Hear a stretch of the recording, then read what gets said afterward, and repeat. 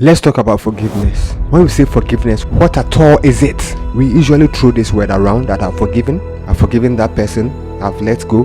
But what really is forgiveness? Well, forgiveness means to pardon. To pardon means to waive any negative feeling or desire for punishment, retribution, or compensation. That is letting it go.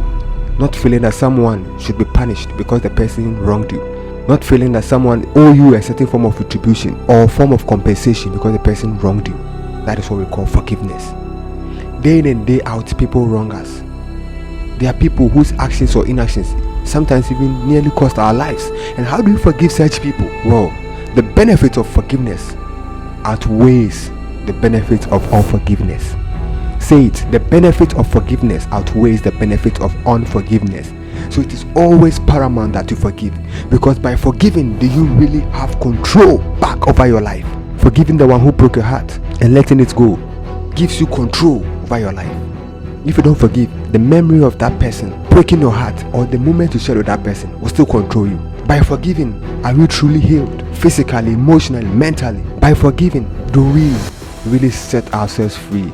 Free from the chains of past actions and inactions from others that stagnate our life, that brings unhappiness on us. So if you truly forgive, that is when you gain freedom, that is when you heal, that is when you gain control over your life. And these are beautiful things.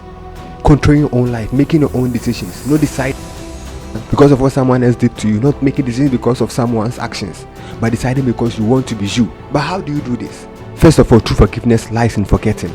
People say that forgive but don't forget. Well, I tell you, forgive and forget, because there's no need keeping negative memories in your mind. There's no need keeping negative thoughts about the hardships, the difficulties you went through. There's no need keeping them. The mind is such a wonderful mechanism, it's such a wonderful tool.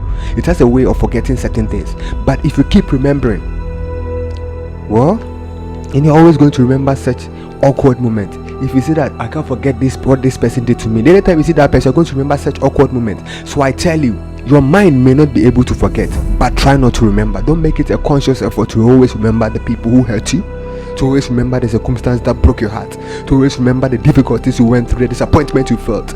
Don't make it a point to remember them, but make it a point to forget them, deliberately forget them. Because as I said earlier, forgiving brings healing, forgiving brings control, forgiving brings freedom. If you want these three things, then forget. Secondly, true forgiveness lies in forgiving yourself. It's not always about forgiving others, but forgiving yourself. Forgive yourself for letting people hurt you. Forgive yourself for letting people take things from you. Forgive yourself for the things you didn't do for yourself. Forgive yourself for not taking certain actions when you really had to, and move on with life. Life can be more beautiful if you forgive. Forgive yourself, forgive others.